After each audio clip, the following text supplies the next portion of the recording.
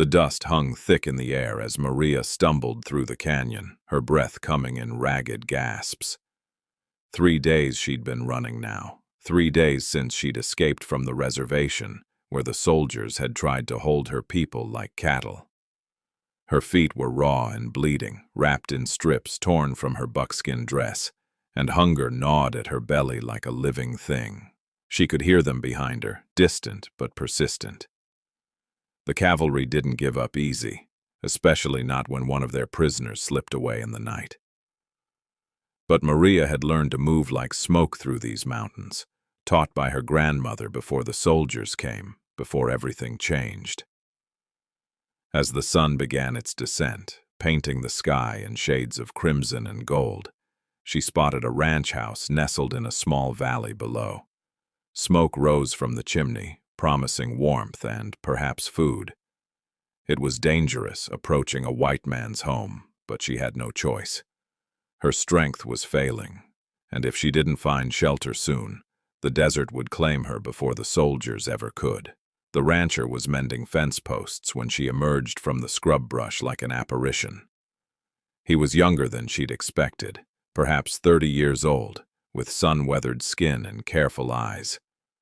His hand moved instinctively toward the rifle leaning against the fence, but he didn't grab it.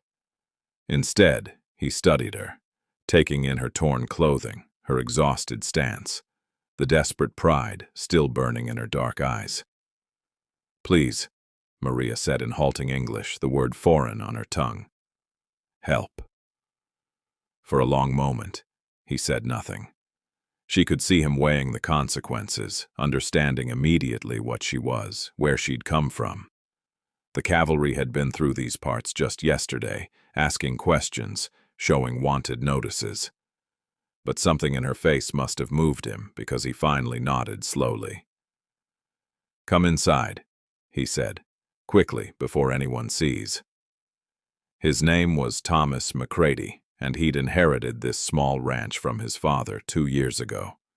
He lived alone, he explained as he set a plate of beans and cornbread before her, his wife having died of fever the previous winter. There was a sadness in his voice when he spoke of her, a loneliness that Maria recognized in herself. She ate slowly, forcing herself not to devour the food, though every fiber of her being screamed for her to fill the aching void in her stomach. Between bites, she told him her story, the words coming easier now. How the soldiers had rounded up her band, forcing them onto land that wasn't theirs, land that couldn't sustain them. How the children cried from hunger, how the old ones died one by one from despair as much as disease. How she'd waited for the right moment and then ran, knowing she might die, but unable to live another day in captivity. Thomas listened without interruption, his blue eyes serious. When she finished, he pushed back from the table and walked to the window, staring out at the darkening landscape. "They'll come looking," he said finally. "They always do." "I know. I will leave before dawn." He turned back to her, and something in his expression had changed. "Where will you go? You're half dead already. Another 3 days in the desert, and you won't make it to wherever you're headed." Maria lifted her chin. "Then I will die free. Or," Thomas said slowly, "you could stay, at least until you're strong enough to have a real chance." She stared at him, searching for the trap, the trick. White men didn't help Apache women, not without a price. But his face held only a quiet determination, and that same loneliness she'd glimpsed before. "Why?" she asked simply. He was quiet for a long time. "My wife, before she died, she made me promise something. She said I shouldn't let grief turn me into stone, that I should remember there's still goodness to be done in this world." Maybe this is what she meant. That night, he gave her his bed, insisting despite her protests. He took blankets to the barn, promising to keep watch in case the cavalry came searching. Maria lay in the unfamiliar softness, her body aching but finally warm, finally safe. And for the first time in months, she allowed herself to cry.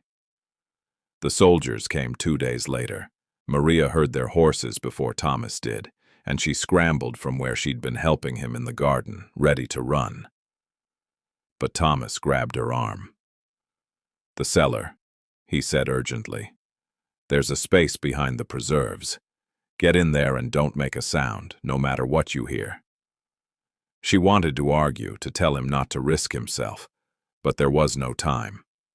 She slipped into the small house and down through the trap door, wedging herself into the narrow space he'd described. Above, she heard the cavalry arrive, heard their captain's voice demanding to know if Thomas had seen a fugitive Apache woman. "Can't say I have," Thomas replied, his voice calm and steady. "Been pretty quiet out here. Mind if we search your property? Be my guest, but I'm telling you there's nothing to find." For 20 agonizing minutes, Maria listened to boots stomping through the house, through the barn, heard them moving things, opening doors. One soldier, though, even came down to the cellar, and she held her breath until her lungs burned, pressed back into the shadows. But he didn't see her there, behind the rows of preserved vegetables. And finally, they left. Thomas waited a full hour before opening the cellar and calling her up. When she emerged, she found him sitting at the table, his hands shaking slightly. "You lied for me," she said, stunned. "If they discover this, they will hang you." "Then I guess we better make sure they don't discover it," he replied with a crooked smile that didn't quite reach his eyes. Days turned into weeks. Maria regained her strength, helping Thomas with the ranch work. She knew the land in ways he never could, showing him where water ran beneath the surface, which plants could sustain livestock through drought, how to read the weather and the behavior of birds and the smell of the wind. In turn, he taught her more English, shared his books with her, treated her not as a fugitive or a savage, but as a person, as an equal. They didn't speak of the future. It hung between them, unacknowledged, that strange and fragile thing growing in the silence of shared meals and long days working side by side under the endless sky. One evening, as they sat on the porch watching the sunset, Maria finally broke the silence. "Thomas, there is something I must tell you." He turned to her, concern immediate in his eyes. "What is it?" She placed a hand on her belly, her voice steady though her heart raced. "I am with child. When the soldiers had me at the reservation, there was a man, one of my people. Before I escaped, before everything fell apart. He died there from the sickness that took so many. But his child lives in me."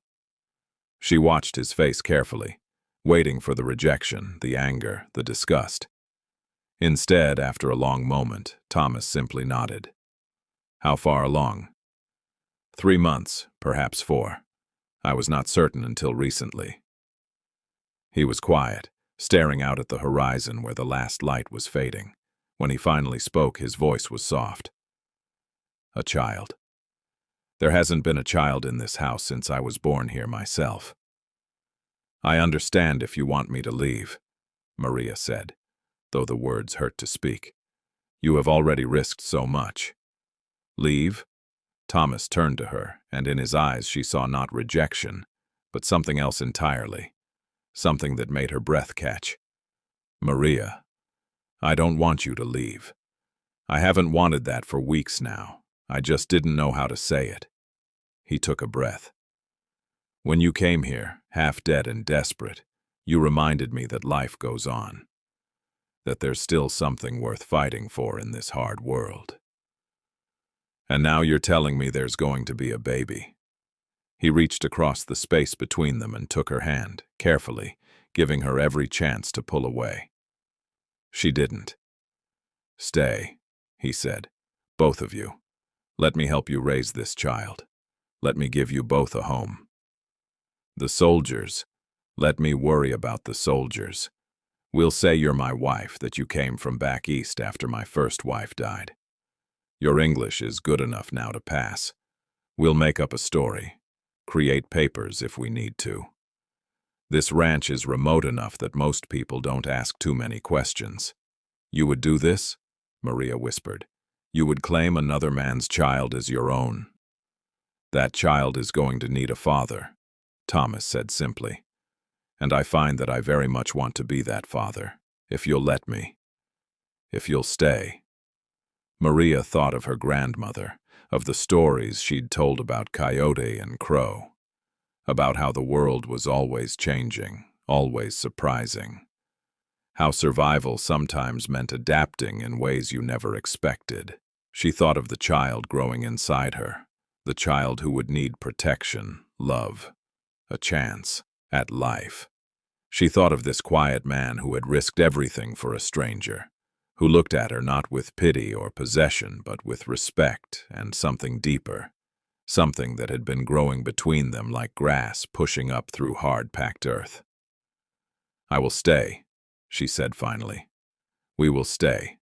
But Thomas, this will not be easy. There will be questions, suspicions. My people and yours, they do not mix easily. No, he agreed. It won't be easy. But the things worth doing rarely are. As night settled fully over the ranch, Maria allowed herself, for the first time since the soldiers came, to imagine a future.